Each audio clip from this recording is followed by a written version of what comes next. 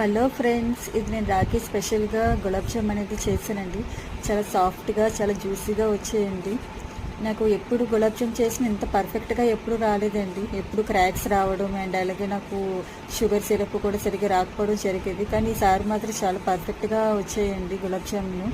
నాకు అయితే మా హస్బెండ్కి పెట్టగానే ఏంటి ఈసారి ఇంత పర్ఫెక్ట్గా వచ్చాయనేసి అన్నారు. చాలా బాగా వచ్చేయండి. మనం పిండి పిసికేటప్పుడు కూడా కొంచెం టిప్స్ అనేది ఫాలో అవ్వాలండి.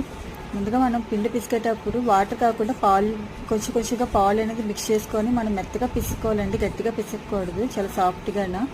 అండ్ అలాగే ఫ్రై చేసేటప్పుడు కూడా గులాబ్ జాములు మనం ముగ్గురుతో అటు ఇటుగా తిప్పుతూ ఫ్రై చేయాలండి. అలా చేయడం వల్ల మనకి గులాబ్ జాములు రౌండ్గా వస్తాయి, ఎక్కడ క్రాక్స్ అనేవి రాకుండా ఉంటాయండి. చూడండి ఎంత బాగా వచ్చాయో అన్నవి. ఓకే, మీకు కానీ ఇది నచ్చినట్లయితే ప్లీజ్ నాకు ఆ ఛానల్ని ఫాలో అయిపోయి సబ్స్క్రైబ్ చేసుకోండి. చూడండి ఎంత జ్యూసీగా ఉన్నాయి, చాలా సాఫ్ట్గా. నేనే నమ్మలేదు ఇంత పర్ఫెక్ట్గా వస్తుంది.